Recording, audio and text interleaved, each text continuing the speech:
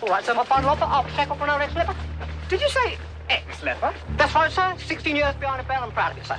Well, what happened? Oh, cured, sir. Cured? Yes, a bloody miracle, sir. God bless you. Who cured you? Jesus did, sir.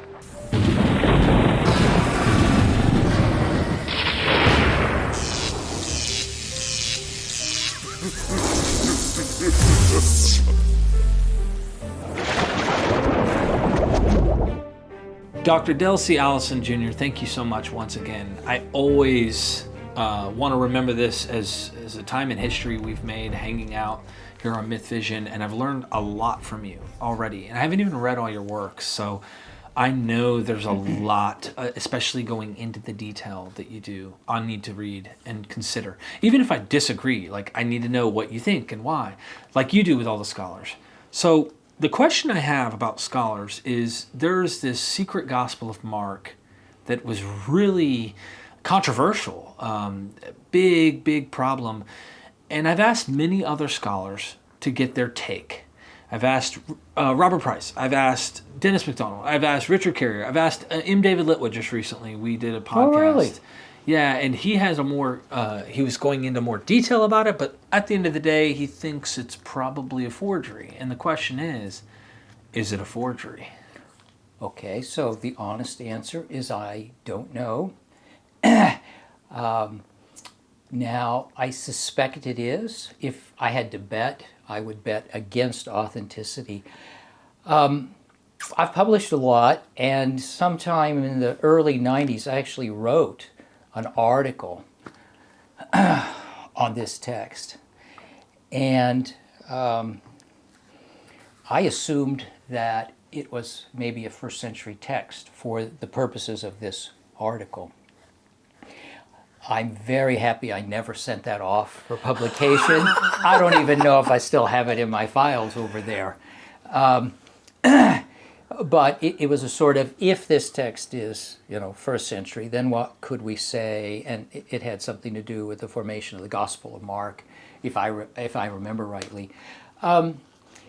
Look, there have been several books arguing that this is a forged text. And of course, the problem with it is that the man who discovered it was absolutely brilliant. And if anyone could do a forgery like this, he would be the guy.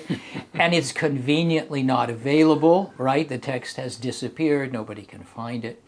So if we can find it and it's early, that would be great. But until somebody can come up with the original, until somebody can come up with more than Morton Smith's first two books, his big book and his little book on this, I'm not going to do anything with this text at all, right? Now, there have been, I have a friend, a couple of friends who have written about this, and they think they can see little signs of forgery here and there. His name was Morton Smith, and there's salt in the text, so it's a play on Morton's salt, and things like this. None of that has ever been overwhelming to me. None of their claims to find proof of forgery. But just given the origin of the text, you have to be skeptical. And people do produce still forgeries. What was the text from several years ago? The Gnostic text that turned out to be a forgery from several years ago. I think Karen King had written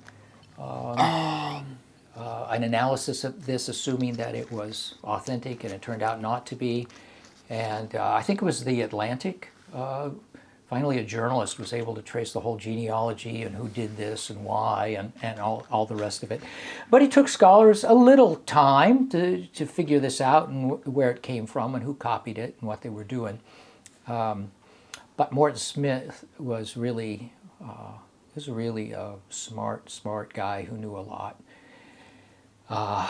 And also maybe a bit mischievous and had a really complex relationship to Christianity. And again, if somebody could pull this off, it would be him, which isn't good for the text. You prefer it's discovered by somebody who's not so smart and not so good at Greek and all the rest of it. Then you could say, maybe I got something here. But so my answer is, sadly, probably not. Okay. Probably not authentic. Probably not authentic. And after I wrote that article and then thought better of it, I've not done anything with it since. Thank you. Well, why don't you go and tell him that you want to be a leper again? Oh, I could do that, so yeah, I could do that, I suppose. What I was thinking, I was going to ask him if he'd make me a bit lame in one leg during the middle of the week. You know, something beggable, but not leprosy, which is a pain in the ass.